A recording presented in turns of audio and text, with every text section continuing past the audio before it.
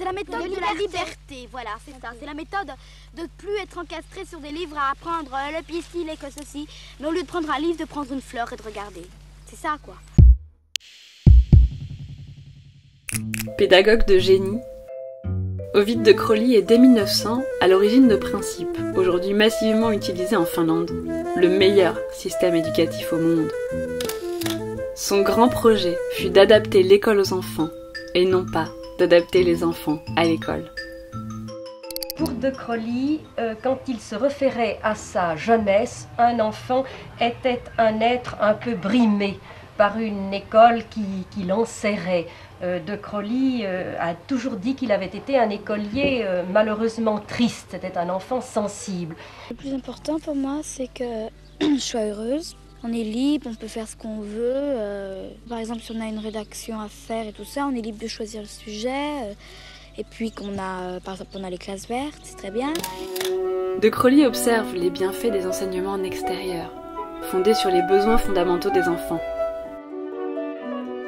Il retire les bénéfices de la manipulation d'objets, faire un petit carnet, les avantages de la fabrication de maquettes ou du soin apporté aux animaux.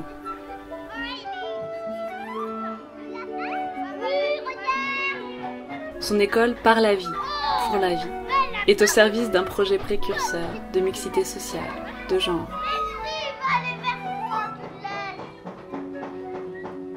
Un projet politique, fondé sur l'égalité. On travaille en groupe, puis alors sur le travail on se pose des questions, on écoute l'autre, on réunit les idées, puis on essaie d'en tirer quelque chose. C'est dans les quartiers populaires de Bruxelles que débute le docteur de Crolli. Médecin, comme Maria Montessori, puis neuropsychologue, il se spécialise dans la santé mentale d'enfants handicapés, qu'il préfère appeler irréguliers.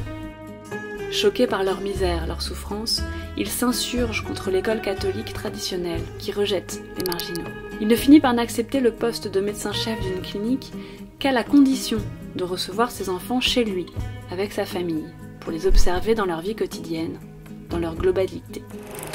Laïque, humaniste, engagé dans la franc-maçonnerie, il fait de l'école égalitaire, libre et rationnelle la clé pour éviter une nouvelle guerre mondiale.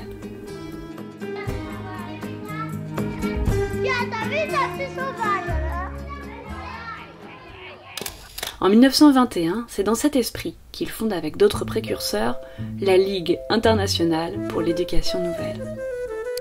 Il observe les enfants. Il annote en permanence ses observations.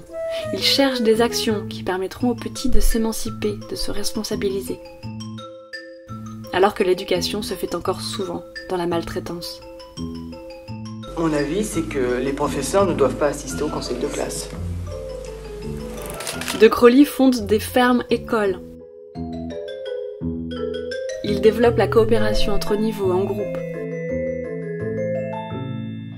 Il abolit les disciplines traditionnelles au profit de projets sur l'année qui ont du sens pour les enfants.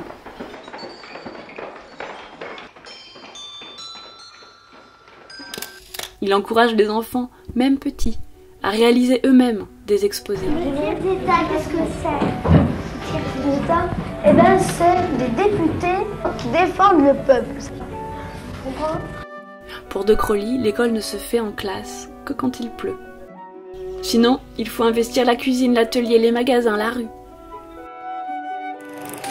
Après sa mort, en 1932, son école, à Bruxelles, lui survit. Et en 1945, à Saint-Mandé, près de Paris, une école de Crolli est créée par d'anciens résistants.